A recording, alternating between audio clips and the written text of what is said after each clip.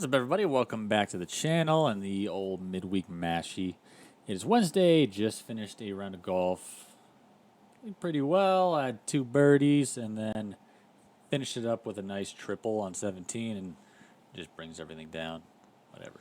But we're not here for that. We're here for what's been going on in golf, and that's about it. So before we go any further, make sure we subscribe to the channel. Like I said on the last video, if you didn't check out my goal video, check that out. Subscribe on YouTube and everywhere else now. So we got Threads, Instagram, TikTok, and Twitter. So any of those places, at Doc Marags on all of them, and you can mostly find me tweeting or, I don't know, threading at this point. So let's get right into it. Last week, a couple of golf events, obviously, and Alison Corpuz wins the USOpen at Pebble Beach. It was a great event, definitely something solid for the women. And I watched only that. Did not watch any other golf the entire weekend. Guys played at the John Deere and wherever, middle of the country. Who really cares? Sepp Straka won. Like I said, only watched the women. It's just a more relatable game. And if they're playing at Pebble Beach, I'm watching that every time. So besides that, then we get... I just wanted to bring up one thing and show what a forward-thinking sports organization or company does. So take a look at what the NBA did with the NBACup. I talked about this. You might have seen it on my socials earlier in the week. With the NBACup.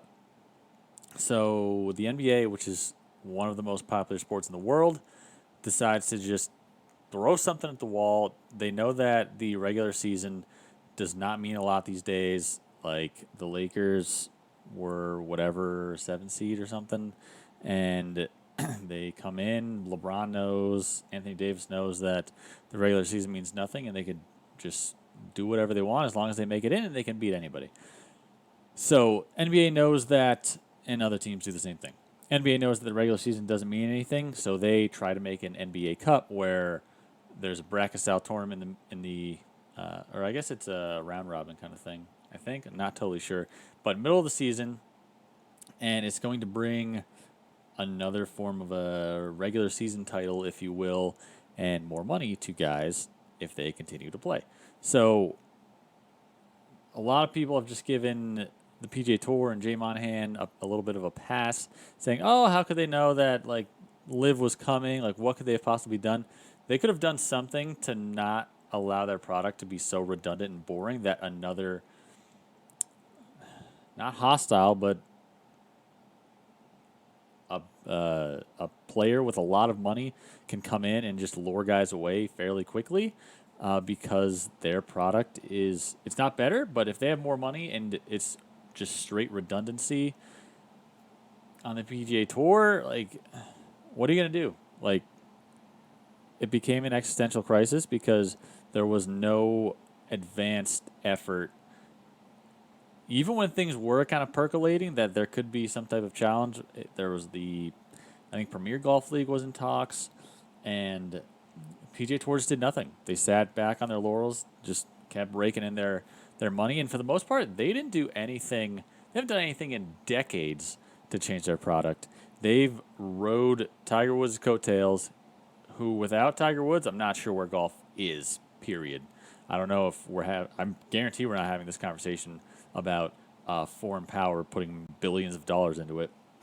I don't even know if there is a PGA Tour, and if that's that. I mean, the golf's not that interesting, and they've rode Tiger Woods for as long as they possibly can, and now we're at a crucial point, and they did nothing to prepare for when he's gone. So I think this is generally all on the PGA Tour, but shout out to the NBA and their leadership for doing something forward-thinking and proactive instead of doing nothing. Shout out Jay Monahan.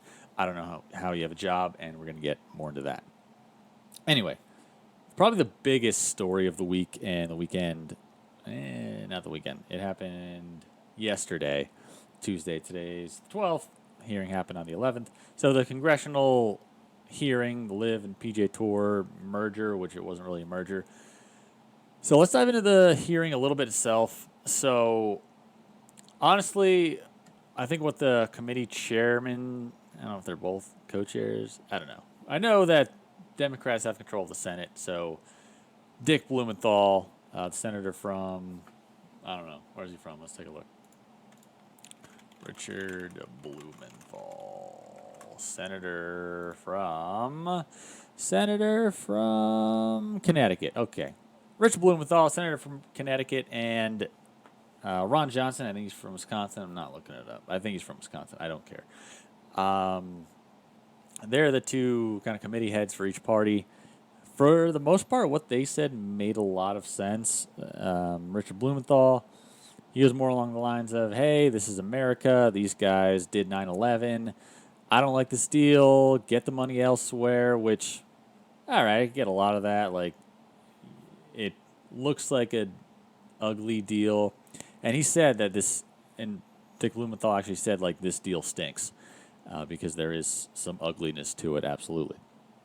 But as far as the money part, like, can you really get it wherever? If you back out of this deal, or if it doesn't get done and you need money elsewhere, sure, you can get it from like private equity funds, but we've seen it. The Saudis and the PIF have no problem lighting money on fire, and they'll put if this is something that they really want, you're not going to get more money than they are, and so the PGA Tour has already made a total about face, and they don't really have any leverage with the players anymore. I'm sure the players are furious. We're going to get to that shortly. You don't really have any more leverage at that point. So if you don't have the money, then where do you go? And like I said, the Saudis will keep bringing in more money, more money. If this is something that they really want, if they do get money from private equity, PGA Tour I'm talking about, if they do get private equity funds, like, why would they want to pay these low-level guys anything? Like, they're like, hey, we'll pay these top 50 guys, and that's it. There's not going to be much money left over for 51 to 125. And personally, we don't really care. We're about making money. We're not really about an entertainment product. So getting the money wherever is like, I don't know about that there, Mr. Blumenthal, but I think that could totally change things if they were to get money elsewhere than other than the Saudis. Because I think if they do get it from the Saudis, things can stay relatively stable, which I don't totally love. I'll get into more of that later, so I'll chill. Ron Johnson. He was more along the lines of, hey, it's an existential crisis for the PGA Tour. You guys are in a tough spot, and you got to do what you got to do to survive. Like I already said, they kind of brought this on themselves by not being proactive and doing nothing, but that's besides the point. He did have a line in there saying that the intentions during these negotiations are pure, which let's relax on the purity of the PGA Tour and the Saudis. These are generally bad guys. If there was like a line, I'd say between good and bad, I'd say they're on the bad side. Obviously, I think he was mostly talking about the PGA Tour and that their intentions were pure, but I think Jay Monahan's a bad guy. I think he's genuinely maybe a piece of shit. And he's not good for the PGA Tour as well. So, yeah, I'm sorry, Jay, but I'm not. And then just, like, politics in general is just such a self-serving show. And I used to be kind of into it and try and watch as much as I can. And I've even talked about, like, maybe running for politics one day just to be somebody that's not just a sociopath and has some care. It's just a bad place. Like, Josh Hawley, fuck you, man. Like, such a so transparently a huge douche. And he's basically like a talking clickbait machine. So, like, if you search, I did it before I went on here. If you search Josh Hawley, the first post you get is like a clickbait New York Post article. Hawley rips PGA CEO for Saudi-backed golf. I'll give it to him. He knows he's going to get clickbait articles written about him after his shenanigans, and he's doing it. He's been doing it for years at this point. He did it during January 6th, and that whole issue. I'm not going to get into that. And he only like talked about China just to serve his agenda because he's like the China guy, I guess. I don't know. Dude's a bad guy. They're just generally politics full of a bunch of bad, bad people. And the fact that people vote for and believe in such transparent losers is wild. People of America, come on. Like, come on. All right, politics. Let's get out of the way. I thought that Ron Price and Jimmy Dunn did quite well, which, as I was listening to both of them, I continuously thought how bad and poorly Jay Monahan probably would have done. So he's never really looked good on camera and speaking. He was basically absent through COVID. He was totally absent visually. You're the commissioner of the league. You need to be the forward face. It's a player-run organization, and they basically hired you to do the commissioning of the league, whatever that means. So during Live, like I said, he wasn't there through COVID. Jay Monahan was not there through this entire Live crisis, letting players take all the heat like Rory. Personally, I don't know how he has a job. Like, if I were any of these players, or if I'm Tiger, if I'm Rory, if I'm John Rahm, if I'm any of these higher hitters, I'm like, hey, man, hope you're healthy, but don't come back to work. You're done. Get out.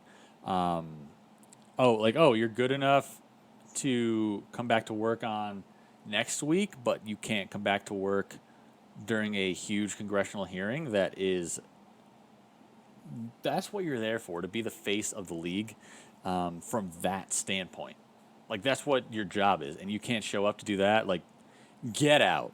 Honestly, I don't like Jay Monahan at all. I think he's a snake, and he's just he's there for himself. He's trying to make money. I don't think he's good at his job. I don't know how he has a job. If you're a PGA Tour player, does he still have it? That's all I got as far as that goes. But as far as the entire hearing itself, what it all means to me, so it feels like the tour doesn't really have a ton of other options. It's like the tour has leverage in that Live just sucks. There's nothing really good about it. And the tour still has all of the top players. Like, Live hasn't really gained much traction. On the other side, Live has leverage because they have all the money. And like I was saying before, if PGA Tour walks away from this deal, things implode and there's total chaos, or they get... Okay, I guess there's three scenarios if it implodes. One is that PGA Tour's gone and Live takes over and everybody goes to Live. That's not great. Other is that obviously one of the scenarios is a deal and everything kind of stays status quo, which also isn't great, I don't think, because this current situation sucks, and the redundancy and the lack of proactivity, like I talked about before, has led to this point. But apparently all that matters is money. And the third option is what we talked about with the private equities. The Live continues to do their thing, PGA Tour does their thing, and somebody eventually kills the other. Because there can't be two golf leagues. There just can't be. There's not enough interest. There's barely enough interest in the PGA Tour. You can't have two. It's not working. It won't work. That's it.